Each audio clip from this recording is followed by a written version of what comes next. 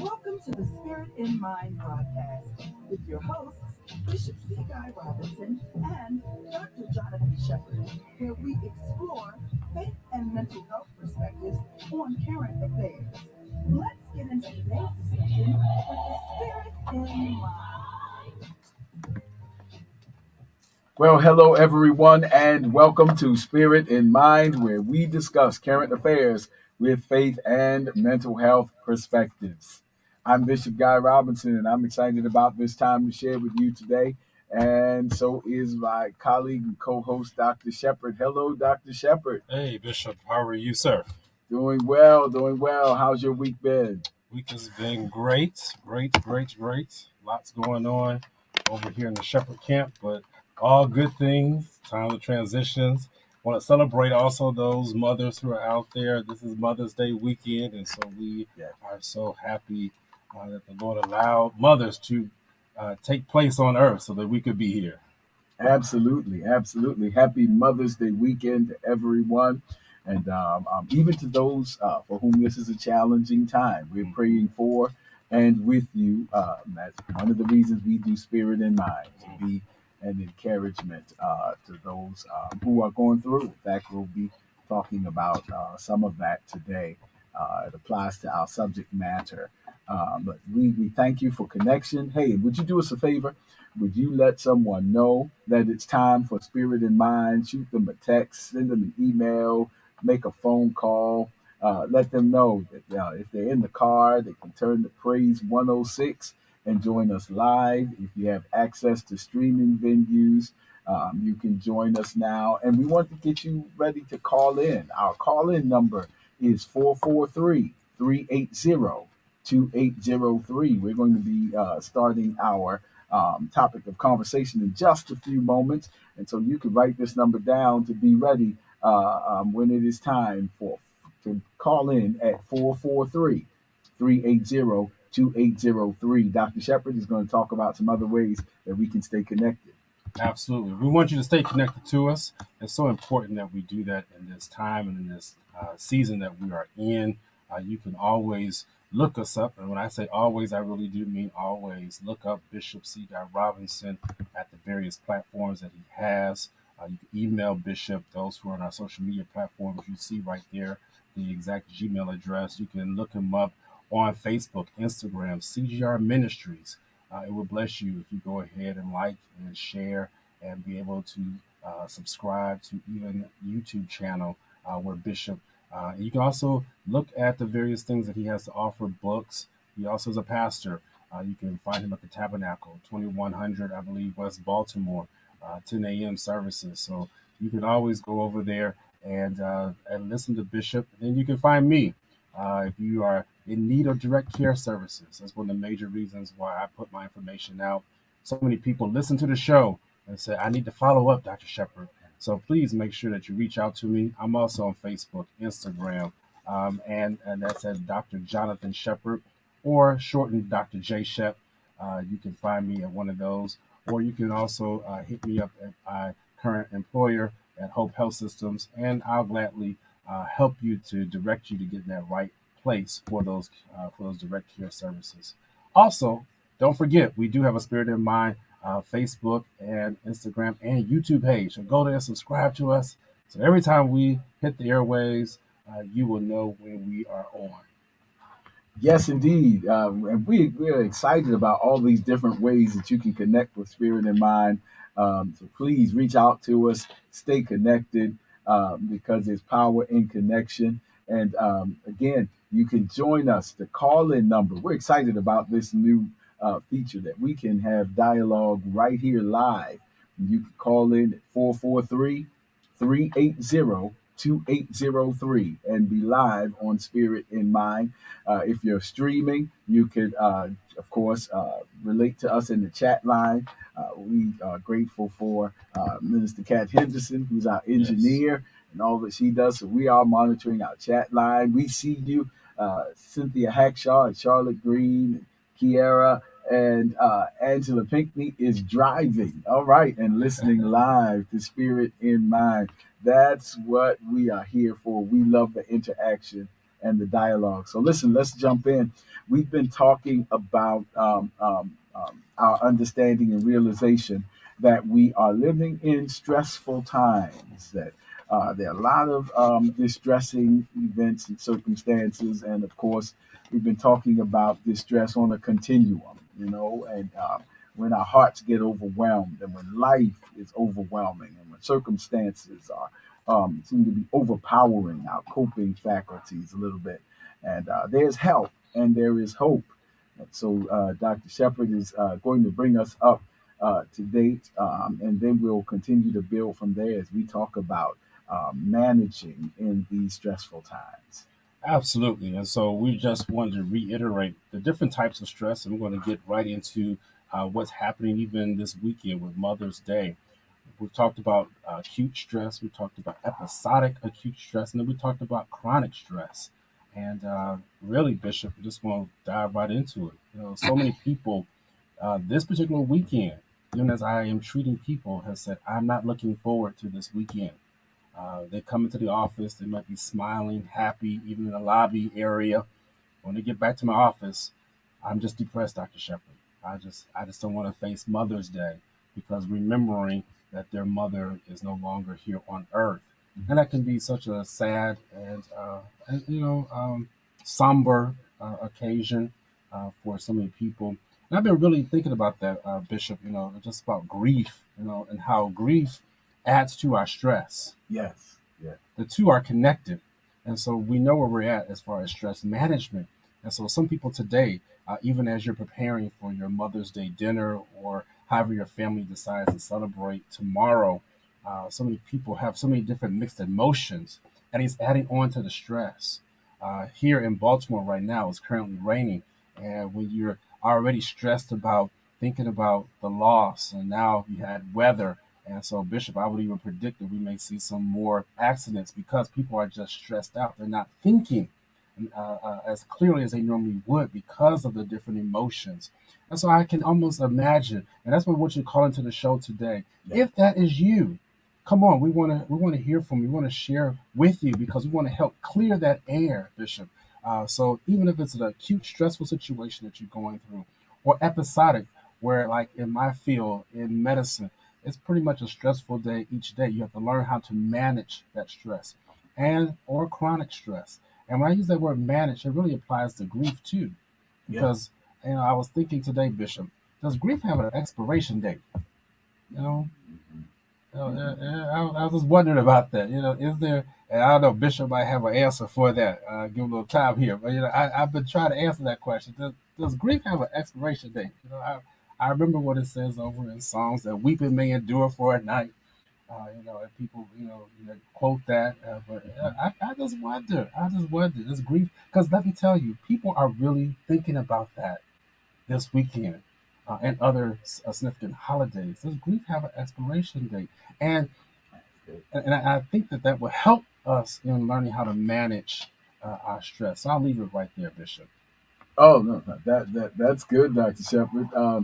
First of all, thank you for raising this important subject, and I think even the scriptural approach, because this is spirit in mind, that you raised is important. Even with that scripture from the psalmist, that weeping may endure for a night. Hear the words of the scripture: may, but joy will. And I think that acknowledges two things. One is that weeping is a particular expression of grief, Mm, but the ending of weeping does not necessarily mean the ending of feeling grief. wow. Yep. And so, but that particular expression, and many of us can relate to that. There comes a time, where we've cried, or like in 1 Samuel 30, where it says David and his men at their losses wept until they had no more power to weep. Right. So they wept until they had exhausted that means of expression. Right. But that particular means of expression does not necessarily, first of all, it may not be for everybody because it says weeping may. Mm-hmm. And so that may be your particular expression of grief, and there's nothing wrong with that because grief is really a part of the healing process. And then that's a great question, Dr. Shepard. Does it have an expiration date? And so our actually we may continue. Speaking as one whose mother is no longer here, I do continue to miss her. I do continue to feel, the grief of wishing that we could have certain conversations and wonder what she would think about this and that and the other. And yet, my coping strategies have elevated Yeah. so that the expression is not as, if you will, disruptive. Right. But it's still present. Mhm. But for you, I think you always feel that. Yeah. And in some ways, that could be a good thing because there's an African proverb that says a person never really dies as long as they are still in our memory. And so memory serves a purpose. Right. So I think there is a point where, if you will, that's an interesting word too. Expiration literally means when the spirit exits. Wow. So is there a point at which the spirit of grief exits? Mm. And perhaps maybe not, but the expressions continue, Wow. but the coping strategies become, more elevated so you can handle it in a different way, even though it's still present. So our capacity increases, even as maybe the grief is still there, but expressed in different ways. So somebody here today Yes. may even you can put it in the chat line some of the ways that you are coping or that you find to be helpful. Some of the things you do that helps you to get through a difficult weekend like this, or any other holiday season, if you will. And so, because we're learning from each other, and just in sharing your experience, you may tap into a very profound psychological, clinical, or theological principle just in the way you've naturally tapped into your coping strategy. So we welcome you to put that in the chat line or to call in. Again, the call-in number is 443-380-2803. Dr. Shepard? Yes, sir. And so what that does, it takes us to our next segment, if we would. And we're waiting for you to call on in 443-380-2803. But stress affects your sleeping, eating, and exercising. Mm-hmm. So if we're talking about management of the stress, so you'll find yourself even this weekend or any other weekends where the stress will now impact your sleeping, eating, and exercising. And that impact can be positive and or negative. And so it's one of the things that even this week, as I began to prepare for our show, I thought about the need for discipline, which we talked about, and control, and how we must control the brain because it wants to feel better right now. So when you are stressed, when you are, man, I'm missing my mom. Ooh, let me start eating that peach cobbler that I know that she used to make. It just, but you know that the doctor told you don't do it. They know you suffer from diabetes, and already overweight, things like that. I'm not coming for nobody, but I'm just being real. I'm just giving you practical examples of what people are struggling with right now, and we find ourselves doing things because of the grief, because of the stress. Because if you're not careful with stress, stress will cause you to do things that you know that you're not supposed to do. Yeah. And the brain, is looking for the better, the feel better. We talk about that. I just want to feel better, but you have to have some control and discipline because that brain of yours, that mind, it just wants to feel better right now, and it will not think to exercise. It it'll just be thinking about feeling better after you had that sugary snack. That's it was that quick fix. But you gotta do the exercise. So it's gonna look for what are the fastest thing to satisfy itself. That's why we have to make sure that each morning that we are disciplining ourselves. Because as Bishop has talked about, First Thessalonians 5:20 chapter 5, and verse 23, that we are what? Spirit, mind, and body. Yeah. All right. I tend to focus a little bit more on the body, and so that's where I'm coming now. That body don't want to be subject to what you know is necessary for you to live a long life. It wants that sugary snack. It wants whatever it can get its hands on so that it can just feel better right now. So we want to just encourage you that look for the healthy, stressful, I'm sorry, that look for the healthy ways to handle, there we go, the stress, because it's going to affect your sleeping, your eating, and your exercising. There's four questions, Bishop, and then I'm going to turn it back to you that I wrote down. These are the questions you need to ask yourself today and as you move forward. What is my sleep like? So, are you getting rest? Are you staying up all night? Oh, I'm just in prayer, all night prayer. No, you're not. Let's go to bed. It's time to go to sleep. Number two, how is my gut functioning? Your gut, your gut, your gut. All right. That's your stomach area, if you would. And then look at your social support. What's your social support like? So if you think about it, Bishop, it talks. We're going back over the sip and see, and we talked about how we were doing the various things of making that audit, that friendship audit that we talked about. Yes. Number four, do I find certain things that make me feel stressed? Or there are certain things that make me feel more stressed. And so identify what those things are. What I'm helping you to do is, as we're looking through the stress management, I'm helping you to think about what questions to ask yourself. So you're just not out there in limbo. You're thinking about what these questions are. And then the fifth and last question is, what kind of exercise am I getting in? All right. Just real quick, those five questions. What is my sleep like? Sleep. How is my gut functioning? That means, are you going to the bathroom? Are you constipated? Are you urinating? Yes, I'm going there.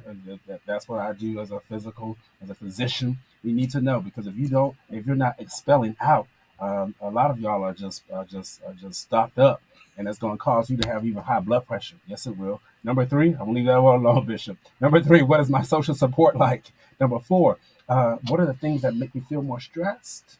And then number five, what kind of exercise are you getting in? Those are questions I have for our audience today.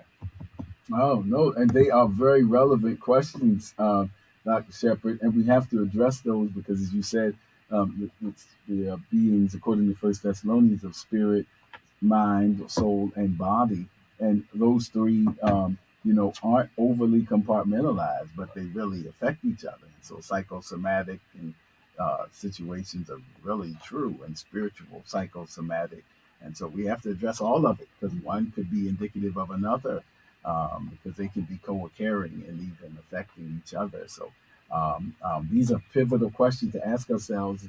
And it's important to acknowledge these because, I've said this before, but peace is not always defined as the total absence of stressful conditions in this life. Wow. Peace is not always defined in this life as the total absence of stressful conditions, but it is the presence of healthy coping strategies in the midst of some less than desirable conditions. Wow. And so that's so very important. And that's what the hymn writer meant when he said, "It is well with my soul." Sometimes even when sorrows like sea billows roll, there's a part that's well with my soul because my coping strategies are sufficient for the circumstances. And when they're not, that's when we know that we need some help. And it's important because I didn't know we were going to go this way as the Spirit leads us. But there's some research that was done and reflects that some of the top unhealthy coping strategies are these: overeating, which you basically alluded to, overspending, oversleeping, and overindulgence. Wow. In general, that means in anything, in a substance, in a relationship, needy, attachment, clingy, dysfunctional relationships, things I wouldn't do otherwise, but under the stress, as you said, is affecting my executive decision making habits and those kind of things. Overeating, overspending, oversleeping, overindulgence. And these are among the top unhealthy coping strategies that people tend to employ, which only exacerbates the issues that we're facing. And so we had to lift these things up, spiritually and otherwise. And so that's why it's so important. And I've talked again, you talked about the exercise, I've talked about the M's, the healthiness of make, move, meet, meditate, make up. There's some healthy, make means our creativity, move means exercise. Meditate means spend time in prayer. And I can't stay here because we're in our last couple of minutes, but I don't mean just we've commercialized prayer because of our culture, like a drop off, Right. this request, but actually the full teaching of prayer Wow. in which we wait for God to respond. And sometimes we say prayer doesn't work, but we don't do it as prescribed. Mm. You know what I mean? You're a physician. So Yes. imagine if you gave somebody a prescription and Right. we took it home and said, well, I know it said don't take this on an empty stomach, Right. but I don't have time. Right. And I'm just going to go ahead and do this. And I know it said only take one pill daily, but I'm going to just go ahead and triple up. Right. And then say it ain't working. Right. But we're not doing it as prescribed. Wow. And so many times that's how we do prayer. Because Wow. the scriptures are clear that we don't know how to pray as we ought. And the disciples said, teach us how to pray as we ought. Because sometimes we don't follow the prescription. That would be a whole different teaching on how to pray. But we end up saying that prayer is not effective, but there's actually some research to suggest to the contrary. But you have to do it as prescribed. Wow. And so these are just some of the coping strategies. And of course, when we pray, God gives us strategy.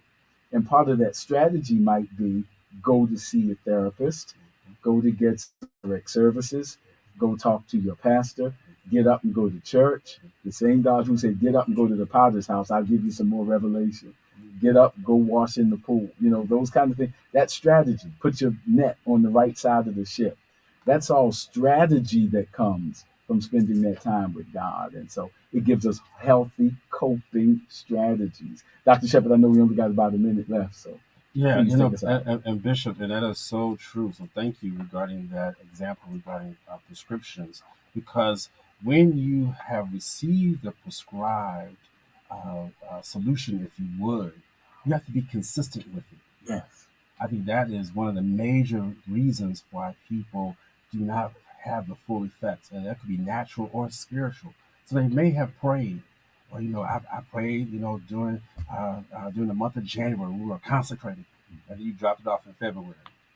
And God's like, yeah, I'm the same God that was blessing you in January. And so I found myself, even as I was going through preparing even for today, asking, Lord, help me to be consistent. If you want to learn how to manage the stress in your life, for those who have these chronic stressful situations, you must be consistent in making sure that those mechanisms and those strategies that we talked about, you must be consistent with it. And as you're consistent with it, you'll see the stress level be lowered. It's not going to happen overnight, but as you're consistent with it, it will lower. And Bishop, guess what? Before you know it, you'll be finding yourself feeling better. And, hopefully next time I'll be able to share even my own personal testimonies with how I've been able to manage certain stressful situations, but I had to be consistent with what the prescription told me to do. Yes. And even in prayer, there's such thing as active listening. Mm-hmm. Like waiting to hear how and what way God is going to speak. And it's hard for us to do that without falling asleep. Wow. I don't have time, but you remember when Jesus said, my soul is exceedingly sorrowful, watch and pray. Right. He told them watch and pray, and it was hard for them to be attentive to what was happening in the spirit and pray without falling asleep. Wow. And so many times we wait and we just dump it off again. So prayer is not like a dump off, like a drive through at a fast food place. Mm-hmm. But again, imagine if I came into you and said, Dr. Shepard, this is what I'm feeling. This was wrong. This was going on. And I dumped off all my cares. And before you could respond, I said, thank you. That's all the time we have for today. Well, you won't be back. I won't be back. And I won't be better. Right. Because I didn't listen to Wow. your counsel. Wow. and what you have acquired. And so many times that's how we pray. Yes, we dump off when we cast all our cares on him, but we also give God time to respond in the manner that he's going to respond. And that's what makes a complete prayer cycle. Wow. It's the dialogue. Yes. And so, listen, I know we're down to our last few minutes, but I want to thank you for making time Yes. for Spirit in Mind today, Dr. Shepherd and I and our whole team, everybody. We're so grateful for all of you spending time with us. Please let someone know what we're doing. Seems like the time goes so fast. Yes. We got to get some calls in and all that stuff. So, but please let someone know that Spirit in Mind is happening every Saturday. Dr. Shepherd? Yes, I just again want to wish everyone a happy Mother's Day who's a mother out there, or even if you serve as a mother-like figure. We want you to know that these are the best times to be alive. Bishop, it really is. Even though there's a lot of stress out there, these are the best times to be alive. We want you to celebrate, and we just want to honor all those mothers today. Yep, and there's help and there's hope. And in the meantime, we look forward to seeing you next time by the grace of God on Spirit in Mind.